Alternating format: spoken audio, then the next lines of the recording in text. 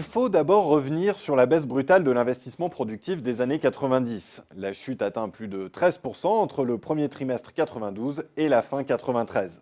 Rappelons qu'à l'origine de la crise mondiale, il y a un taux d'endettement trop lourd des entreprises conjugué à des taux d'intérêt élevés qui laminent les résultats. Plus grave pour l'Europe, l'Allemagne est alors en pleine réunification et les pays européens, entraînés par la Bundesbank, sont contraints de resserrer leur politique monétaire. Cela fait exploser le système monétaire européen, les dévaluations s'enchaînent, ce qui ne va rien arranger sur le front des taux d'intérêt qui atteignent des niveaux records. Les entreprises doivent se désendetter d'extrême urgence, la récession s'installe, le chômage explose et l'investissement productif s'effondre. Il va falloir attendre 6 longues années pour sortir du marasme et retrouver le niveau d'investissement antérieur à la crise. 6 années pour que les entreprises ramènent leurs charges financières à un niveau raisonnable. Ce n'est qu'en 1998 que les taux d'intérêt refluent et que l'investissement prend un nouveau départ, avec l'amélioration de la conjoncture, mais aussi avec la nécessité de moderniser un parc d'équipements vieillissant. C'est même un boom qui survient, dopé par l'euphorie de la nouvelle économie. L'investissement s'envole pendant 3 ans au rythme de 5,5%. C'est l'exubérance. Mais au tournant de l'an 2000, la bulle éclate. L'investissement chute de près de 4% en un peu plus d'un an. Cette baisse sera toutefois de courte durée, mais c'est le redressement qui se révélera laborieux.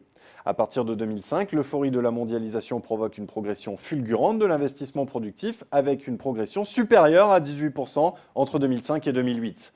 On pourrait croire que la poussée est générale en Europe, les achats d'équipements industriels s'envolent de 22%, l'investissement construction suit avec un bond de 12%, mais à creuser les statistiques, il s'agit surtout de la montée en puissance de l'Allemagne dont l'investissement industriel s'envole de 30%. L'Espagne est également euphorique, mais il est vrai en partant de bas. Quant à la France, elle est déjà distancée. Et il y a aussi et surtout l'Italie qui décroche très nettement. Puis survient la crise financière née aux États-Unis qui casse la croissance mondiale et provoque la dégringolade de l'investissement. La chute est brutale, moins 17,7% en 24 mois.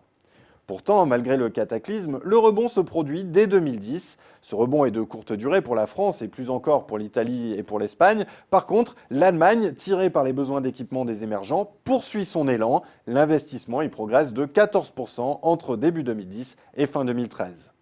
Mais l'effet cumulatif des cures d'austérité en Europe et le ralentissement économique mondial provoquent une nouvelle rechute en 2014. Et cette fois, l'Allemagne aussi est touchée, d'autant que le marasme européen se conjugue avec les difficultés des émergents, la concurrence japonaise et la crise ukrainienne.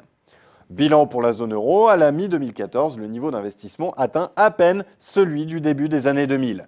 Et malgré tous les efforts de la Banque centrale européenne, le désendettement des entreprises, le niveau historiquement bas des taux d'intérêt, on voit mal comment l'investissement productif pourrait redémarrer spontanément sans une coordination des politiques économiques au sein de la zone euro.